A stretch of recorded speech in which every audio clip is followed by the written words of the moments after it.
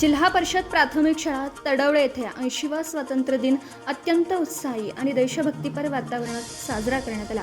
कार्यक्रमाचे मुख्य आकर्षण ठरलेल्या ध्वजारोहणाचा सोहळा उपसरपंच ॲडव्होकेट मारुती पाटील, फौजी साहिल पाटील आणि फौजी ओंकार शेवडे यांच्या शुभ हस्ते संपन्न झाला।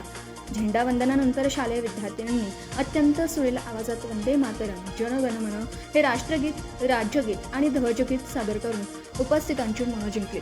यानंतर आयोजित करण्यात आलेल्या बालसभेत विद्यार्थ्यांनी स्वातंत्र्य दिनाचे महत्त्व सांगणारी उत्कृष्ट भाषणे केली। या प्रसंगी उपस्थितांनी नवभारत, साक्षरमुक्त गाव आणि नशामुक्त गाव विषयावर आधारित विशेष शपथ घेतली। कार्यक्रमाचा भाग म्हणून गावातून दिमाखदार प्रभात फेरी काढण्यात आली। साक्षरतेचा दिवा घरोघरी लावा, झाडे जगवा आणि देश वाचवा, पर्यावरण वाचवा अशा लोकजागृती करणाऱ्या घोषणांनी संपूर्ण तडवळे परिसर दुमदुमून गेला होता।